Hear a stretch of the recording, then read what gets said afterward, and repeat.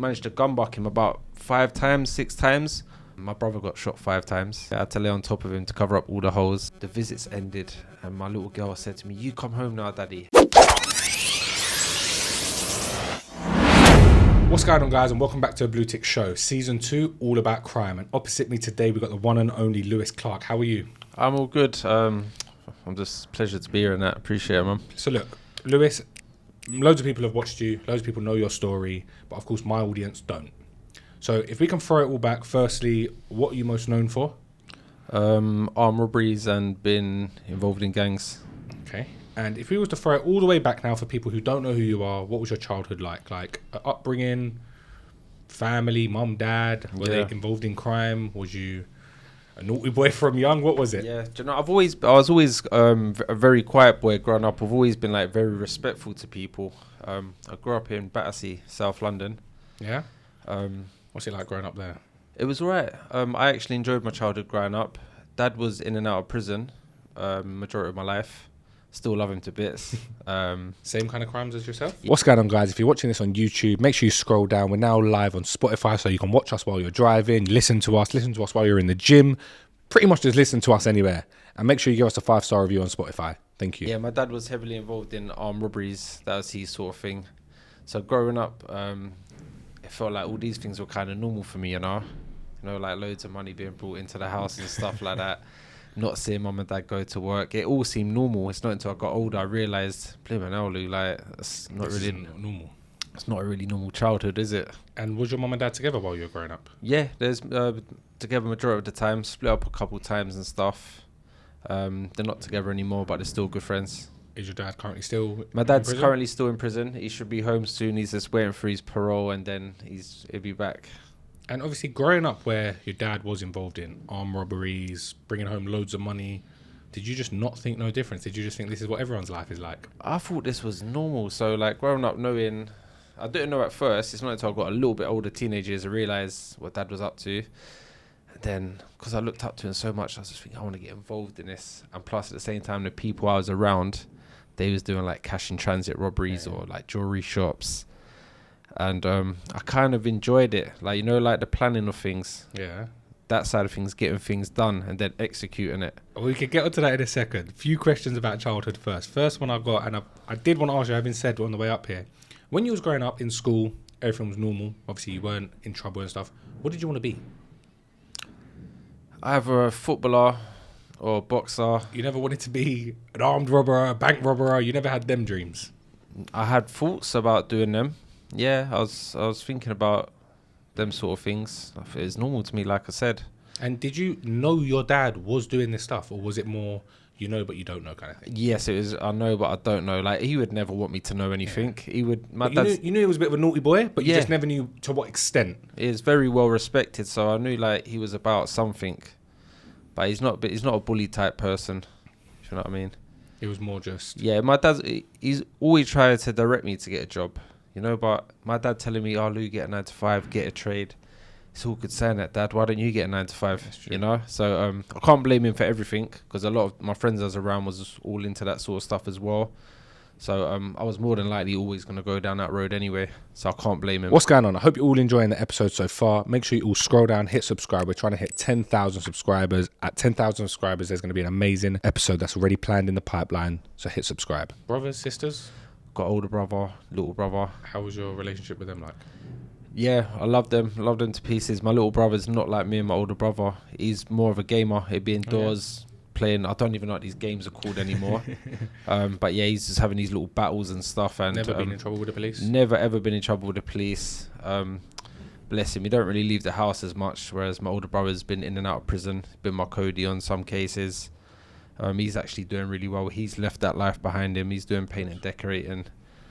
But yeah, we got many stories between me and my brother. I can imagine. Hopefully one day we can get your brother on here. What age, obviously, did you commit your first crime? I didn't commit my first crime, but I got nicked for something. So it is my football manager. Oh, yeah? Someone's done him in the back of the head. Yeah. And I got the blame for it. Did you do it? No. I genuinely didn't even do it. I didn't do it. I went to court and got not guilty, thank God. Do you know what I mean? So that was my first ever case. What age was GBH. I was 14 years old. 14? You got nicked at 14? Yeah, so I think Well, I don't know what happened, but someone's done him in the back of the head. He's gone over. Someone said Lou. But did you have a name for being a little bit naughty back in the day at that age, or? Yeah, because I was fighting quite a lot. I used to have loads of fights. But I wasn't a bully though, if you know what I mean. I would never start anything, but I'd always defended yourself. I always defended myself. I was always up for it, to be honest. So, 14 got nicked. Yeah, and how did mum and dad react? Got not guilty. Oh, dad come to call and obviously got me my solicitor. And so got off with that charge. Didn't get told off, but my dad was like, Lou, just stay away from him in the future or whatever. Mum upset or? Mum was upset. I think, do you know what? My mum was working in a pie mash shop at the time. Oh, really? Yeah, pie mash shop was pucker. Proper bit of pie mash it was. But yeah, I got told they just got told to stay away from them. My older brother's selling drugs at this time. He's probably about 16. So I probably jumped to my pedal bike about 14 years old when I started selling drugs as well. A little bit hard to obviously try and remember memories, but at 14, 15 years old when you thought, you know what, I want to go down the route of crime and make some money illegally. What was giving you the driving force for that? Because most people want to be a doctor, lawyer, solicitor and all that bullshit. I don't have none of that. You just wanted to make money. Is that what it come down to? I was just on my little BMX bike selling little £10 and £20 drawers. And you know, I'm always wearing exclusive trainers. As a kid in school, I'm wearing the nicest trainers all the time, or I've got a nice chain bracelet. Yeah. I was doing very well at a young age, like little mopeds and stuff. None of my other friends had mopeds. Like I was the first to have a little moped, get a little car. So obviously, at this age, you're committing crimes, doing your little. These are little crimes compared to what you've obviously been nicked for most recently. These are like baby crimes. They kind of build up to these sort of things. That's how it all starts off, you know. So what was the journey? Tell us. Walk us through from age 14 to what age did you get nicked for your first major crime? 18 years old. So go on, tell us the walkthrough. What obviously? Just selling. Obviously, I've sold weed since I was 14 years old. Done very well with that. From that, dad was in and out of prison, like I said, for armed robberies and stuff. I think he was doing a 10.5-year sentence at the time, and I kind of wanted to be involved in that sort of life, you know. Not because of my dad was doing it, but it seemed like an in thing. Whereas around other sort of people doing them sort of things, I kind of wanted to get involved. Yeah. And I remember I'd done a cash in transit robbery. Okay. In Streatham, you know, when they're filling up cash machines and stuff. Is that like G4S vans? Yeah, G4S vans and all them sort of things. They drive me mental to this day. I was so unprepared in that for it anyway. He's filling up the cash machine in Streatham in a train station. Yeah. So I thought I'm going to get him on the last run. And how did you plan any of this, or was it just literally just driving about? I was just, fuck it, let me do it and make some money. We was just in a stolen car that day, and we see us like, listen, let's just pull up there. You wait there for me. And me and my Cody's run round the corner to go and grab this cassette. But as we got in the train station, grabbed the cassette. But at this time, that's the box basically. Yeah, containing the money. But this year, all the train stations were on high alert. Because of the London tube bombings and bus bombings was going off. Fed everywhere. So as we've grabbed the cassette, there's 20 old Bill already there, armed with guns already. Oh, fuck. By this time, I was like, oh my God, we've got the money in our hand already. You're running. So me and my Cody's looked at each other, started running. We've actually threw the cassette back at the police to try and whatever. Squash it, take it back. Yeah, cool, I'm sorry, whatever. Got back to where the motor was meant to be. Yeah. And my driver wasn't in the car. Oh shit! So you got to think. I've got all these old Bill chasing me on foot now. My driver's not in the car. Me and my Cody's had to run past this car, carry on running. We actually got away from the police. Yeah. Come in the middle of the road now. I'm telling the driver to come because he was having a piss up the side of the road. I'm telling the driver come. Anyway, as I'm doing that, a riot van's pulled up behind me. Fuck. I've looked at my Cody. I said, mate, just go guilty, mate. Let's just go guilty. We ended up getting, because it looked so unprepared and unprofessional, we ended up getting 3 years each. Okay. And what should it have been? No, it's roughly about right. Because we've gone guilty. If we went not guilty, we probably would have got 6s, maybe 5.5s. But because it looked so unprepared and we looked really stupid, the judge just think, you stupid idiots. So we went to Feltham. And this is at age 18? 18, yeah. We went to Feltham. So we both ended up on the induction wing. And it was like a youth club. All my friends were on the wing. Oh, seriously? As I've got there, I had a friend called Gotti, Els, Snipes. All of my friends from the manor are all on the estate. Like being back in school. So I've got there like, Lou, what's happening, bruv? And all this. And from Feltham, done 3 months there. and I went to another YO called Portland in 2005 and 6. Yeah. I've done a lot of jail and a lot of different prisons, and as a YO, I'd say hands down. So YO means youth offenders. Youth offenders. Yeah. Portland is the worst out of all of them. In what aspect? Like knife attacks and stuff really? like that. I didn't see it every day, But it was bad. but you'd always hear someone's been plunged up in the showers, or this has happened on free flow. I only had one fight on when I was there, because I knew I had a lot of friends there, and I wasn't really a troublemaker anyway. Yeah. I had literally one fight on free flow. I remember in education, this fella, I don't know what he's thinking, he's probably having a laugh. He threw a bit of paper, but it's hit me in the back of the head. Yeah. I was really embarrassed because all the boys see it. Yeah. So I had to wait until it was on free flow. We actually had a fight. Me and my Cody rushed him. Went down the block for a couple of days and just ended up on the wing again. The boy who we had the fight with, he's been put on the same wing as me again. Stupid. No? But he's coming to my cell and he's like, oh, good fight or whatever. I think he's a traveller fella. He's like, good fight, but your Cody shouldn't have joined in or whatever. We shook hands and we kind of left it there. Because we had a little respect for each other. He was just having a little piss-taking education. But he embarrassed me because he hit me in the back of the head. So obviously you've come out after doing a free. You didn't do full free. Yeah, I've done 18 months. 18 months. You out come of out. that. Come out. Was there a part of you that said, you know what, enough, that's it, I didn't enjoy that, fuck that? No, it's only 18 months. I've done all of that. But that was your training. first time inside, So no? I went to it's my first time. I went to prison 10 stone. Okay. As I was a little skinny kid with a long neck. I still got a long neck. But I went prison 10 stone and come out 15 stone. Like, so prison was good for you. and yeah, it was good, but I didn't know about squats and leg day and all of that. So I've come out of massive arms, big traps, and these small little legs. and small little legs. So I got right stick from my dad for it. But when I come out, I didn't have no money. I thought I didn't have no money. Yeah. But I used to sell weed as well. So I've come out. I remember putting my jacket on, and I used to tie these up for some reason. But I used to stash money in my sleeves. Yeah. I come out and I had box money left in my sleeve. So so after like that, I've gone and bought another box of weed. And at the time, it was 34s. Yeah. So it's just back on it. I'm back on it, selling weed again. I'm on Obo. Yeah. I did not know. And anyway, the police opposite my house, they had a van facing my house with a little hole with a camera in. But they had me passing my hand through the gate, and to another fella giving him it's only 2 ounces and a Q of weed. They had me on camera passing it through the gate. So anyway, he's been stopped around the corner. The police strip searched him with all of whatever, found it. But I've got a phone call, Lou, your pal's getting strip searched outside the house. I was like, cool, because I've got a duffel bag full up with ounces of weed ready to go. Packed up my bags, I've gone out the back, got away. But I've been nicked 3 days later for serving him up. So I've been done for... How did they prove... obviously, they had me on camera and stuff, filmed it. So I got done for supplying cannabis. So they gave me another 10 months in prison for that. 10 months just for that? Yeah, for 2 ounces. That's taking a piss. I think back then it was probably about 260 for a 2 or something like that. I can't remember. So I've gone back to prison for another 10 months. Ended up in Wandsworth. Anyway, I see all the boys again. Wandsworth's my local. Well, what's happening, lads? Got another 10 months in there. So as I'm finishing that up, I got nicked for something else, but that's a story for another day. So I ended up going to Belmarsh for another 18 months. Okay. So from Wandsworth, they've sent me to Belmarsh. I've done 18 months in Belmarsh, done my time there where I got not guilty. Yeah.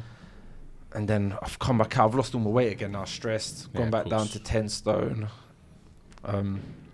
Needed some money again, didn't I? And what age are you at this age? I'm like 20, like maybe 23. Okay. 23 or something like that. So I think I need to get some money again. Dad's on the verge of coming out, finishing his 10.5-year sentence. That's good. And then at this point, I was kind of obsessed with cash in transits, like delivering money. It's because you knew you could do it. That's it. You probably had the little buzz from it. Yeah, and because like so much people used to talk about them in prisons and stuff, and how they work, how they operate. I started having sleepless nights over these things. Like, like recognizing number plates, knowing that's going to be at that petrol station on Wednesday at 2:00, or that's going to be at that Barclays at 1:00 on the Thursday. Yeah. It was driving me mad. I feel I should have gone to the doctors and got some sort of help because I had an obsession. Oh, seriously? You got that bad? Where It got really that bad. Not saying that I was a kingpin at doing armed robberies, like I've done loads or whatever, because I actually went prison for one, like we're gonna get to. Like I said, like I knew I was on Obo, and I remember going to look at something, and I got there, and there was a lady just sitting there at the bus stop. Yeah. But a bus has pulled up and left, and she she's ain't still got on it. there. I'm like, oh my God. They got Like, me. yeah, They're that's what. watching. Yes, I said to my friend, just carry on driving. They're on me. So I didn't do And nothing. what did she look like? Normal lady? She's Just like a normal library lady. It's Yeah. mad, isn't it? And I knew, I said to my driver, just drive. Carried on driving. I see another fastback waiting on the side where I thought, yeah, you lot was waiting. So it didn't do nothing. Anyway, Dad's come out. What was that like? Was this the first point he come out and you was out together? Yeah, no, my dad, because he's been in prison a few times now. It's probably like second or third or maybe fourth time he's been out. I can't remember. So it's kind of normal. But obviously you're at an older age where you and him can actually chat, and that's your dad, isn't it? Do you know what I mean? You and him can like, because my properly... dad's been away for so long, I listen to everything he says to me. Like, he's always tried to direct me somewhere else, and he knew I was at it with other people, and he basically just put it to me like, you just never know who's gonna fucking stitch you up. That's the problem. You know, at least if like he doesn't want me doing anything with him, but he can't stop me from doing it with other people. At least you know if you're doing it with someone close, there's gonna be like no grassing going on and that. You know. Yeah, and you can trust each other. That's the You difference. trust each other. So what happened when you come out? He come out. He's just, my dad's built for prison. Like, Genuinely? he's built for prison. Like, I've not heard him moan once about being in prison or being on a wing or. Did you go to prison with him at this point? Yeah, so Up until here? not yet. Okay. Because obviously we committed a robbery together. Okay. Which he was just the driver.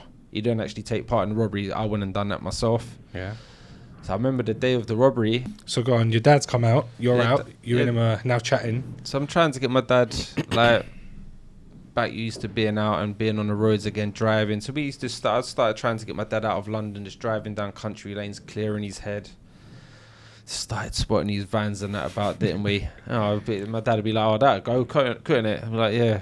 It was giving you and your dad something to bond over. I know it's obviously not the best thing to bond over, but at least it was you and him were having a friendship, as much as it's a stupid thing to sit here. I love that man so But that's much. what I mean. like- It's giving you something for you and him to relate to. You've both done it. You both, believe it or not, loved it at this point, and you were chatting about it. Weren't that nice in some sense? Yeah, do you know what? Obviously, we used to talk about robberies, but it's not until now. My dad's really had a hard think and realised, flipping, no, what have I done to my son, sort of thing. And you could see it in his eyes that he's regretted a lot. Yeah. And that hurts me, like, to know my dad's upset. I just got goosebumps to know he's upset for even, like, bringing me along or introducing me into that sort of life and that, you know. He's always tries to direct me to get a 9-to-5 or a trade. I don't want it. I don't want to do no It won't trades, for you. you know. But anyway, so I spotted something. It looked really, really nice. Nice little location. Nice little cut throughs where we can park motors and stuff. Just plotted up the cars and stuff. And then the day of the robbery, I think it's snowing, you know. Yeah. So it's perfect. No one's really about. It's cold. No one wants to be out. Yep. But like 2 weeks before the robbery, the man who was delivering the cassette, he was about this tall. Yeah. Yeah, he Small little guy. looked like Dobby from Harry Potter. Small little fella. So I thought this is going to This be is perfect. this is a going to be a result. touch. I can actually just do this by myself. It got to the day of the robbery. I've got out of the car, waited for the geezer. The geezer who got out of the car was about 20 stone. Some big boy. I was like, this is a ain't- setup. This ain't how it's meant to go. I was like, nah. Anyway, this geezer's at a right lump. It's a bit late now, It's isn't a bit late now. I've got a dog on me anyway. Okay. And as I've got out of the car, I stuck the gun to him. But he wasn't phased. He looked at me and swung a punch. He swung the cassette for me. Fuck off. So as he's done that, it kind of stumbled me. I got tunnel vision, so I've kind of grabbed him like this. And you know the way the helmets? Yeah, I've yeah. managed to gun buck him about 5 times, 6 times. But when you're kind of panicking, you In don't your realise how much times you hit someone because he actually lost some teeth, Oh, wow. which I apologise for. Like, that wasn't meant to happen. I was just meant to take the money and go. Yeah. Anyway, I've knocked him out. He's fallen on top of the money, on top of the cassette. This geezer's 20 stone. I've had to do a deadlift to get him off the money. So I've took the cassette, got away, drove off, got in the second vehicle, gone, got away. 3 days after, we got away, everything's sweet. Yeah. 3 days after, How much was in the cassette? 45 Okay. grand. So And I heard a story, sorry to interrupt you, about them having dye or something in these cassettes. yeah. What's all that about? How did you get away? Like, what is that? I've heard that. When Yeah, you this pop it or something. this one I had ink on it. And then what happens? Is the dye. money? So you can't spend all of it. A lot of the money what I had out of it was absolutely fucked. And you just can't use it? You can't use it. I don't know. A lot of people say they can wash it and stuff. But I didn't manage to wash hardly any of it, to be honest. It is a waste of time. Genuinely, yeah. It is generally a waste of time. Wish I didn't do it. Obviously, wish I didn't do it. Got a 17-year sentence for it. So go on. 3 days later. Yeah, so 3 days later, they must have gone back through all the cameras. Funny enough, none of the cameras was working that day around the area where the robbery happened. But 5 miles away from the robbery, 5 miles. Yeah, on an ANPR camera, 2 weeks before, they had my car driving in convoy with the car that was used. So from that, they put the obo on us. Straight away, they've kicked my door through. Dad's been nicked. I wasn't living at home that time. I had my own little flat, so I was all right. They've got me another 2 days after that because I was in court for something else. What got thrown out of court? Yeah. For some warehouse burglary thing. I got thrown out of court. They got me at the court, armed police and stuff. Brought me out and took me to the police station. There was no evidence. We both got bail. The only evidence they had was my car driving in convoy with the car that was used. Yeah. They had me spending £20 notes in Bicester Village. I spent £1,200 on myself, and I bought my kids some little Ralph Lauren dresses and shirts and stuff. But they said I was spending thousands of pounds. I wasn't. I spent £1,200. They had me in the area of the robbery. They had me in a 5 mile radius of the area that day of the robbery. It's loads of circumstantial bits of evidence were added up for them. So from what you've told me there, I don't think that's good enough to convict you. It's not. It's just that we got previous, and my dad's previous is mental. Did you ever go guilty on that? I went not guilty on it because they didn't know what colour the arm robber was. They said he was tall and slim, and I'm not exactly tall. I'm 5'10", and a bit. And they didn't find no money. They found no gun. So how did they convict you? They found no DNA in the car that was used.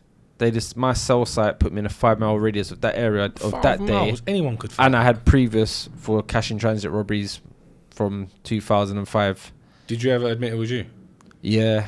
At the end? Yeah, because otherwise I was getting 18 instead. Oh shit! Really? Yeah. Well, they said basically, pretty much take guilty and we'll drop it. Yeah, but basically, and it kind of helped in the end with me going to open conditions, going to DCAT, like accepting my guilt in it. Yeah.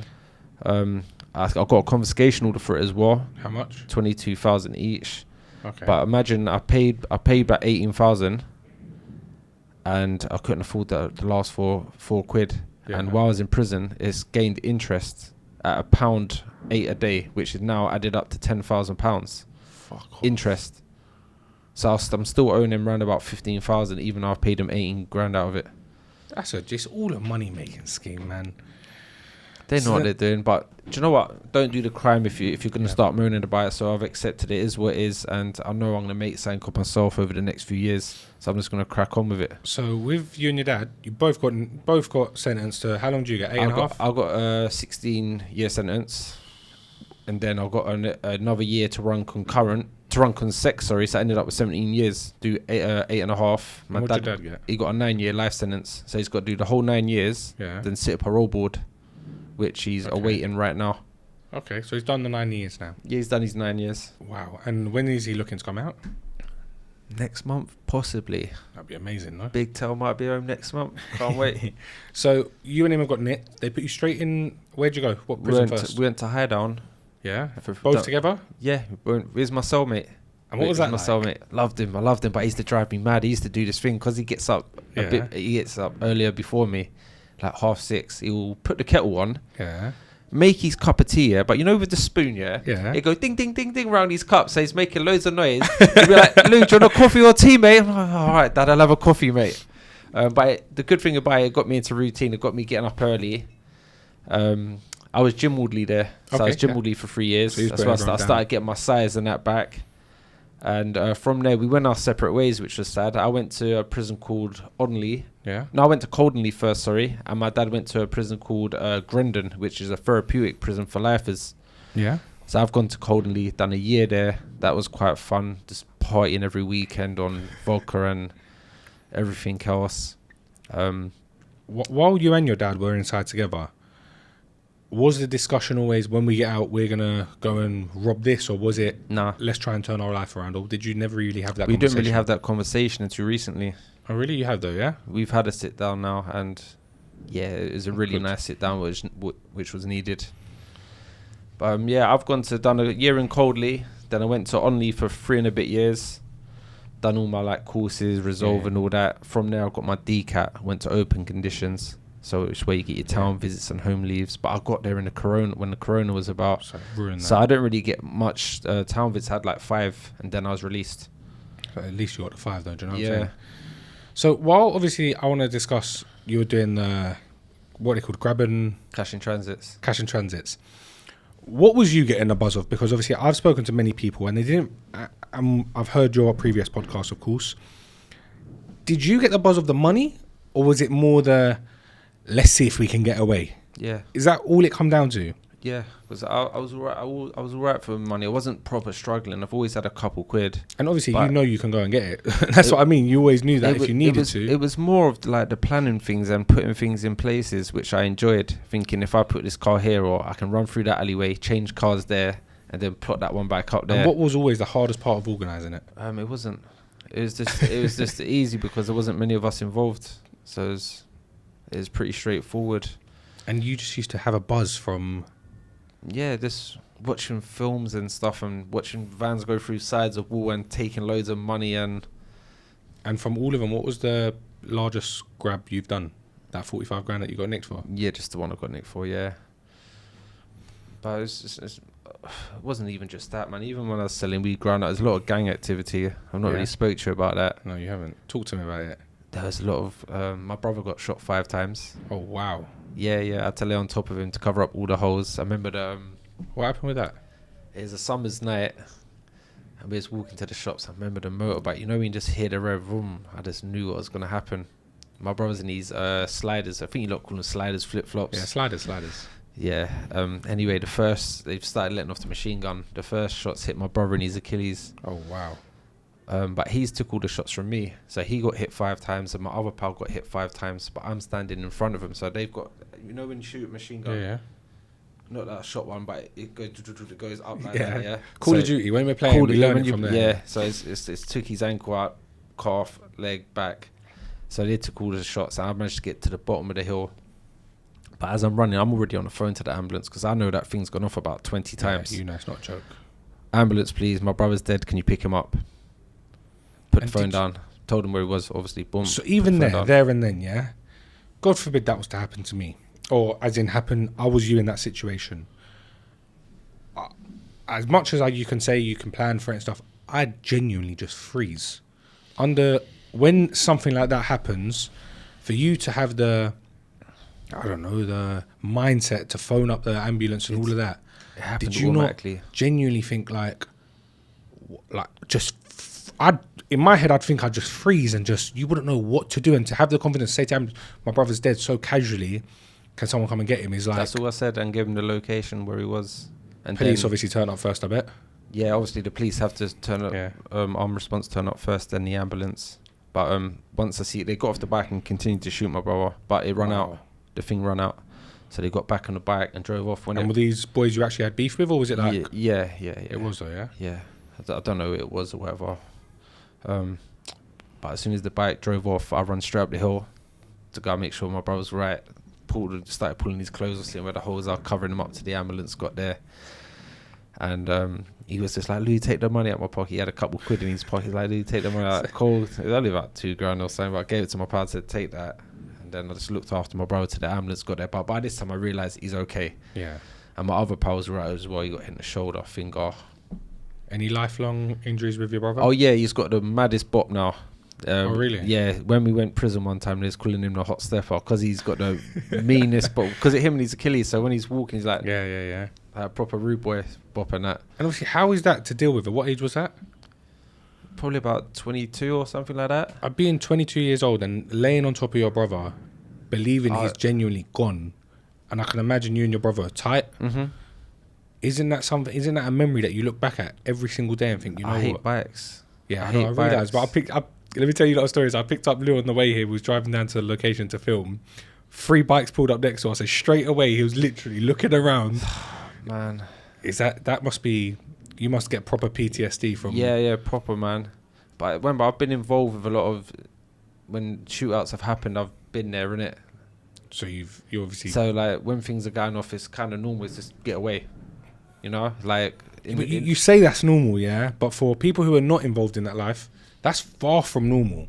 Yeah, it's crazy. In the same location, there was another evening where the bouncer got shot in his head, and we all had to walk over his body and that. Like, and as I got older, I started thinking, am I making all these stories up? I had to go on Google, and I had to type "bouncer's been shot on Wandsworth Road" or "my brother's name's been shot on Wandsworth Road." Was it all on Google? Yeah, it was all there and stuff. And I actually made a documentary about what I've done and stuff. It's actually on my YouTube channel as well, so you can catch all of that and see little stories and locations where everything happened. If we'd like now to move obviously through after crime now, you've finished that chapter of your life, you're done. Yeah. We're trying to turn a new slate and trying to change your life for the better, of course. I got a question for you. You got a beautiful little daughter, just the one kid? Beautiful, just the one, yeah. And if she come home, and it's a little bit different because it's a daughter and not a boy. I know 90% of us idiots is men. Policeman knocks on your door. Mr. Lou, how you doing? Unfortunately, we've arrested your daughter. We caught her stealing, and she's been arrested. Knowing the past you've lived, and obviously she's gonna hear about what her dad's done, and what would you say to her? Because it's the same thing with what your dad would have said to you when he obviously found out you'd done it. How are you going to react? So obviously, she's not going to, but how would you react if that was to ever happen? Obviously, I have to pull her aside and tell her how much I missed her when I was away. I tell her this all the time now, Hallie, I missed you so much. I've had this conversation with my daughter. She's at the age where I can have like sensible conversation with her. I don't go into detail about things, but I make her know how much I missed her and how much that hurt being away from her. And I can see in her eyes, I'm still waiting for her to give me a cuddle, you know. But because I was away so long, it's still, I'm just waiting for that cuddle. Like, Daddy, come here. I haven't got that yet, but it's that's gonna come. And of course, you're trying to make up for lost time with her. There was, how many years did you miss out? 8.5. And every day you're with her is probably precious time that you wish you could spend the whole life with your daughter. But yeah, how is that? It's getting a lot better. When I first come out and I was trying to like talk to her, there'd be certain times we'd be on the bus together and it'd just be completely silent. But I'm thinking, what do I say next? I was struggling to have conversation with her, whereas now a lot more is coming out. She's opening up a lot more. She's in secondary school now. I actually got called into the school the other day. What did she do? She was in trouble. She's having arguments with another classmate, so we had to go and sort it out. Well, it was nice to actually be called by the school because I've missed out nursery, primary school. So I went in there. I remember she's sitting there and I'm trying to tell her off and she's just got the biggest smile, grin on her face. I'm like, Hallie, you little shit. Like, but that must be so heartwarming as well, because at the end of the day, that's your baby, that's your creation, that's everything. That's my baby. Do you know what? Yeah, I've got some like go-to words on my first ever visit with this little girl. I said it a few times. 2013, she's come to visit me. The first visit I had with her, she's 2 years old, just about talking and running. The visits ended, and my little girl said to me, "You come home now, Daddy."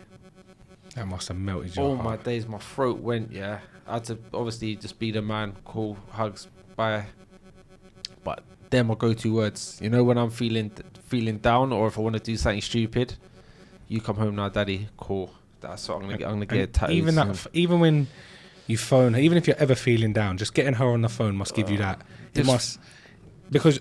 FaceTiming and that, man. Just seeing her little face on FaceTime. Even if she don't say nothing, we look at each other. We just both start smiling, like straight away. Because while you've been out, you must have had every Tom, Dick, and Harry phone your phone and say, "Lou, I got this for you. Lou, you can make a quick 10 bags here. Lou, you can do this." And every night you must go home and speak to her and think, fuck it ain't worth it. Yeah, I try and FaceTime her every night, but obviously she's on blimmin' TikTok and that, talking to her friends. "Dad, I'm on the phone." But it's just nice to know that she's seen my face or she's heard a message from me. But there's nothing what could tempt me to go back and do something stupid now, you know. I can't let that little girl. I can't let myself down.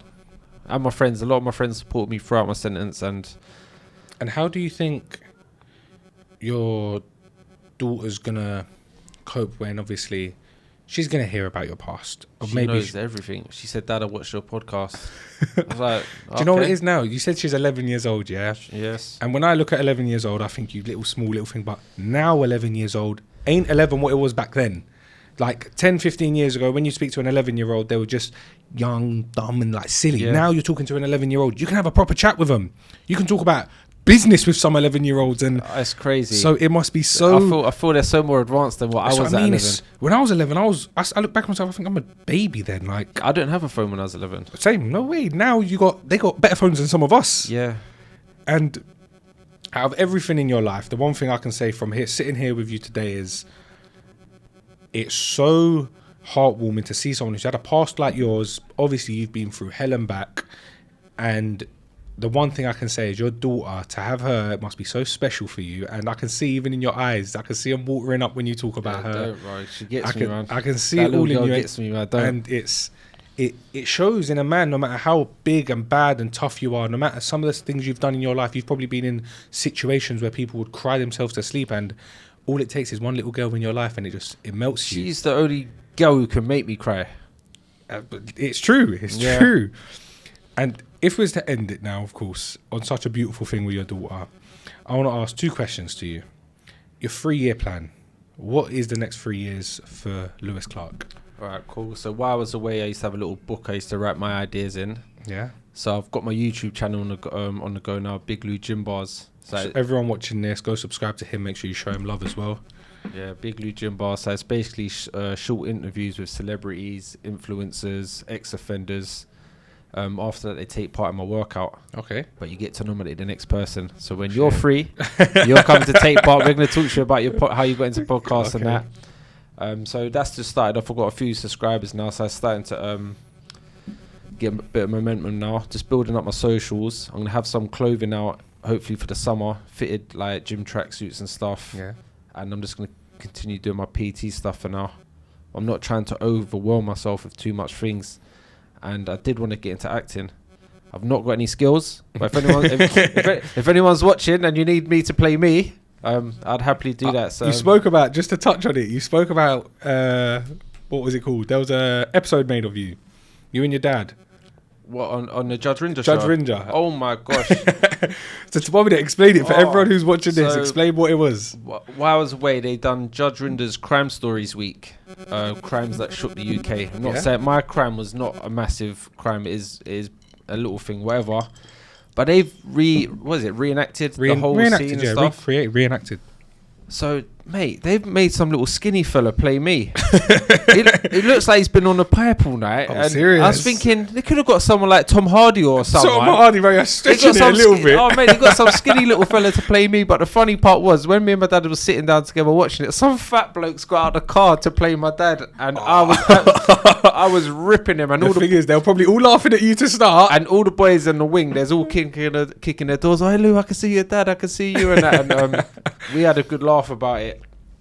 But that was a funny story, I remember. So yeah, any actors, any producers want someone to play himself properly. To play myself. I'd love to get involved with acting. You know. Yeah, that's one of your dreams. I'd love to get involved with acting. Yeah, you know, like a good old British film, Guy Ritchie sort of film. Yeah. One of them. Yeah, okay. I'd love it. And last question of the whole podcast, and then you can get out of here and go home because I've done your editing for an hour. What has been the scariest moment of your whole life? Probably just my brother being shot and my daughter being born. Yeah. I nearly passed out in the hospital. I remember she was coming out, Sorry, last little thing. I nearly passed out in the hospital. My daughter's coming out, and my daughter's mum said, whatever you do, don't look, because I'm not good with blood and stuff. Okay. She said, whatever you do, don't look, but what do I do? I've had a butcher's. I was like, oh my God. They brought a mattress in. I said, who's that for? They're like, it's for you. That was well embarrassing, man. Well, yeah, I don't need to ask what the proudest moment in your life is because I can already tell that's obviously your beautiful little princess. And I come out and won the Father's Day race. Last year at primary school, I won the Father's Day race for her. Good. She was supposed to be a proud little girl. She's running around telling all her little mates, that's my dad.